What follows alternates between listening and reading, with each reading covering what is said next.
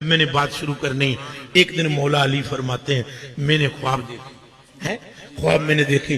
خواب میں نے کیا دیکھا؟ حضور کے وصال کے بعد تب حضرت عمر فاروق کا زمانہ تھا، امیر المومنین تھے آپ، خلیفہ. کہتے ہیں میں نے خواب دیکھی، خواب میں عجب حال دیکھا. سرکار تشریف لائے اور مجھے ہاتھ سے پکڑا اور مسجد میں لے گئے. کہنے لگے چل علی آج تکبیر تو پڑھ، نماز میں پڑھاؤں. علی تم تکبیر پڑھو، ہم نماز پڑھائیں گے. حضور نے ہاتھ پکڑ لیا، مصلی پہ خود جا کر کھڑے ہو گئے. میں تکبیر پڑھی، حضور نے نماز پڑھائی. فجر دی نماز تھی، پوری جماعت صحابہ دی پیچھے بیٹھی ہوئی سی. سرکار نے سلام پھیریا، سلام پھیرنے تو بعد مصطفیٰ کریم ہنج کر کے بیٹھ گئے.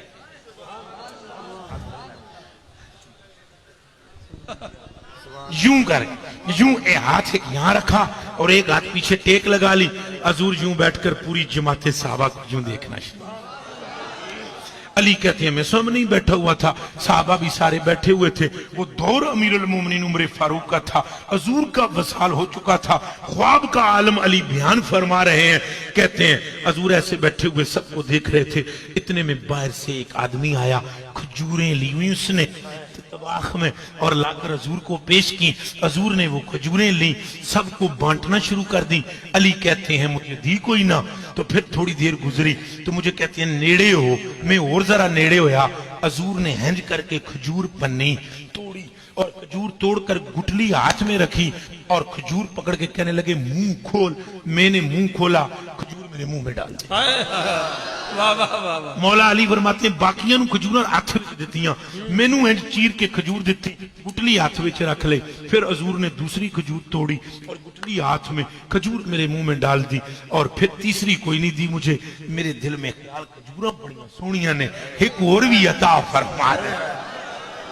میرے من میں یہ خیال کہ ایک اور بھی عطا ہو جائے تو کریمی اور غریب نوازی ہے آپ کی. مگر رحمت عالم جانے جانا نے کیا کیا کہ بجائے اس کے کہ وہ مجھے کھجور دیں، ہینڈ کر کے میں نے تکیا تو تکیا کہ تیریاں دے اکھاں پہلے ہی سرخ ہوئیاں نے، اشوبے چشم ہے تو کھجوراں چنگیاں نہیں چکیاں تو تیریاں نے.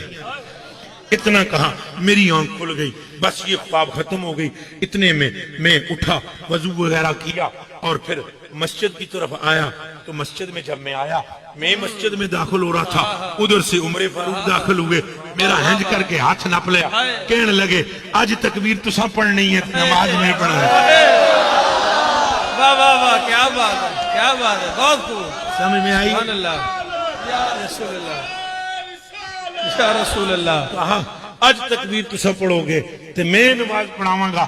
میں اگے ٹر گیا، حضرت نے مجھے بازو سے پکڑ کر مصلی پہ تکبیر والے کھڑا کیا، خود کھلو گئے مصلی تے. صحابہ نے بھی اپنی نمازاں وغیرہ واسطے صف تیار کر لئی.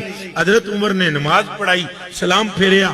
زندگی چ کدے عمر انج بیٹھے نہیں، پر آج سلام پھیر کے انج بیٹھ گئے. زندگی میں کبھی ایسے نہیں بیٹھے تھے، آج یوں کر کے بیٹھ گئے. میں حیران کہ اے سارا سین تے میں خواب جو تک بیٹھا، اے پورے دے پوری اور ریوائز ہو رہی ہے ساری کہانی.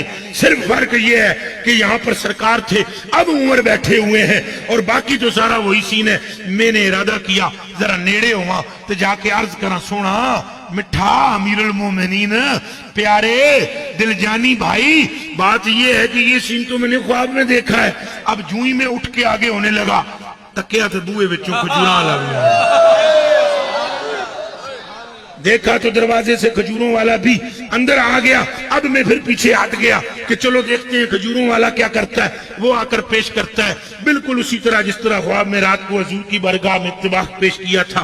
حضرت امیر المومنین عمر فاروق نے کھجوراں دا طباخ لے لیا، سارے نو تقسیم کرنا شروع کر دیتا. میں نے دتی کوئی نہ کھجور. میں اگے بیٹھا ہویا انتظار کردا رہا. جدوں سارے نو کھجوراں ونڈ چکے تو میں نہ دن نیڑے ہو، میں فٹ ایک اگے ہو گیا.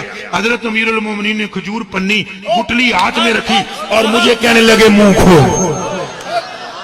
ایک گٹلی ہاتھ میں رکھ کر کھجور میرے منہ میں ڈالی، پھر دوسری کھجور توڑی، گٹلی ہاتھ میں رکھی، کھجور میرے منہ میں ڈالی اور میں حیران تھا. پھر تیسری دی کوئی نہ. میں نے عرض کیا بندہ نواز تیسری بھی عطا فرمائے. تو عمر مسکرا کر مجھے دیکھنے لگے، پھر فرمانے لگے جے راتی سرکار دیتی ہوئے یا تمہیں بھی دے سکتا.